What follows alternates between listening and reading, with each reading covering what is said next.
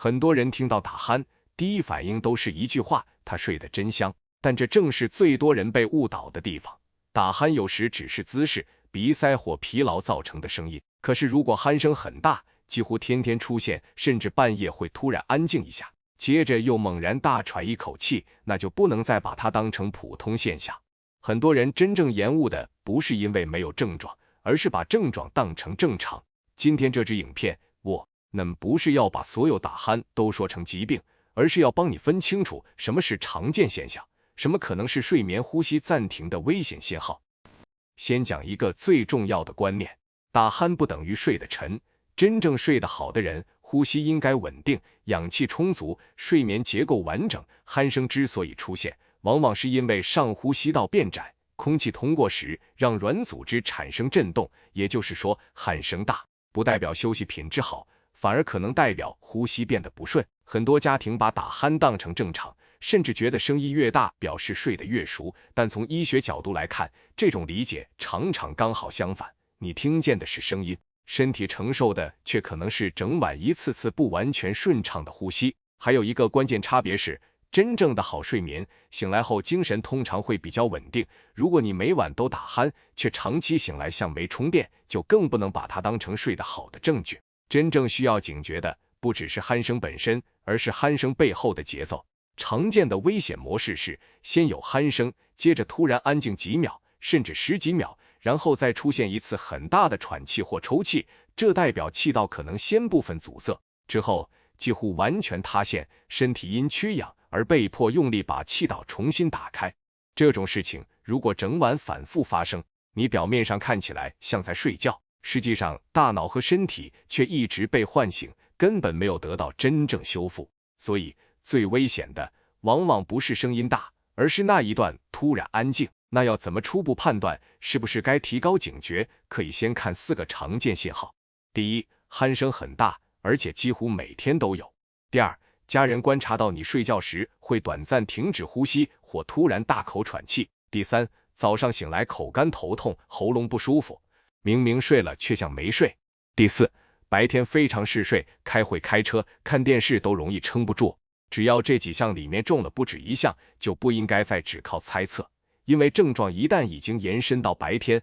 功能通常就代表夜里的睡眠品质早就出了问题。很多人以为打鼾顶多影响枕边人，真正危险的是长期睡眠被切碎，反复缺氧之后，白天功能和全身健康都可能一起受影响。你可能先感觉到的是注意力下降、记忆变差、情绪不稳、工作表现下滑。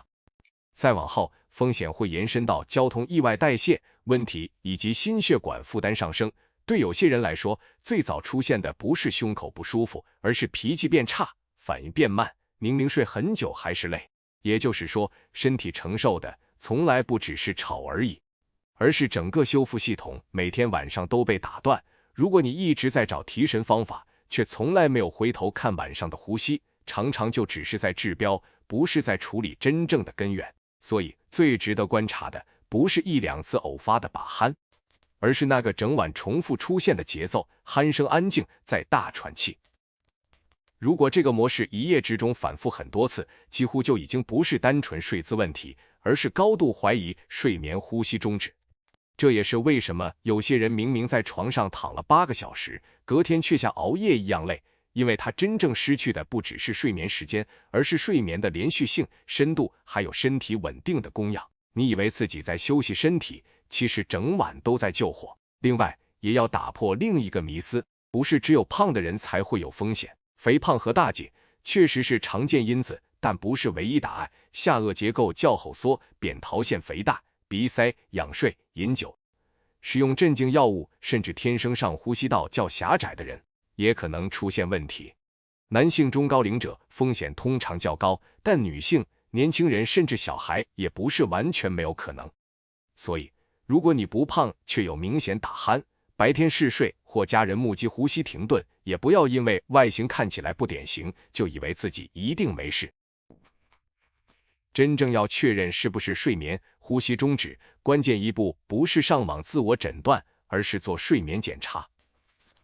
检查方式通常分成睡眠中心检查和居家睡眠检查两类，重点都是记录呼吸事件、血氧变化、鼾声与睡眠趋势。医师会结合你的病史、白天症状与检查数据，评估严重程度，再判断下一步。也就是说，不要只靠我听起来很会打鼾，或我感觉好像没睡好这种直觉，因为真正的分界线要靠数据来看。只有先确认，后面的治疗选择才不会走偏。如果确诊，也不是只有一种解法。对一些较轻或与生活形态高度相关的人来说，规律作息、减重、避免酒精和镇静药、调整睡姿可能就能改善不少。中重度患者常见有效的方法是 CPA， 也就是持续正压呼吸器，有些人则适合口腔装置。如果结构问题明显，也可能需要耳鼻喉或口腔颚面相关评估，必要时考虑手术。重点不是哪一种听起来最舒服，而是哪一种最适合你的原因和严重度。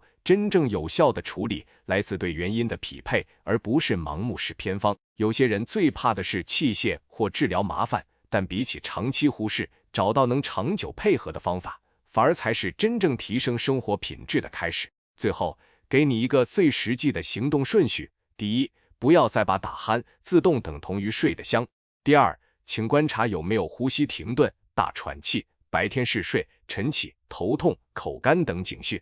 第三，如果这些情况持续存在，就记录下来，尽早找专业医师评估，必要时安排睡眠检查。你也可以先请家人帮你观察，或用简单的录音与睡眠记录做初步整理。成熟的做法不是自己吓自己，也不是一直硬扛，而是用观察、判断和数据保护自己的睡眠健康。